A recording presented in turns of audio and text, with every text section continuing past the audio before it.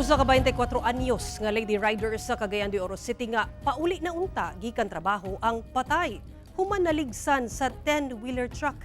Driver sa truck giklaro nga anara siya sa saktong lane dihang nahitabo ang aksidente.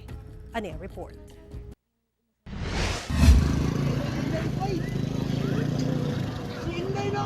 Nagbuyod na og naipit ilawom sa likod nga ligid sa usa ka 10-wheeler truck kining 24 anyos nga lady rider human nga malabigit sa aksidente sa Purok 7 Upper Puerto, Cagayan de Oro City. Sumala sa Traffic Enforcement Unit sa Kokpo, nahitabo kini pasado las 7 sa gabi adlaw Martes. Base sa investigasyon, ana ang motorsiklo sa inner lane ug maniobra unta sa wala nga direksyon, samtang ang truck ana sa middle lane. Apan kalit kuno mibalik ang motor sa tunga, rason nga naigo kini sa truck. Tumoto siya, nibalik siya siyang traveling lane. Dito siya naka-encroach na noon sa truck.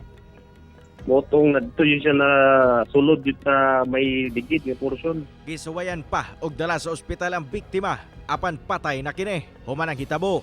Gileon mitahan ang driver sa Puerto Police Station. Saysay sa 26 anyos nga driver diyang nahinabi sa GMA Regional TV 1 Mindanao nga layo pa lang nakita na niya nga misignal na pawala ang rider. Busa, nagpabilin lang siya sa middle lane. Nakurat na lang daw siya diyang nakadungog og lagubo sa likod sa truck. Mga ko kog sa ilo, sa man gyud nga atlan mi gyud. Mamata ka balogad.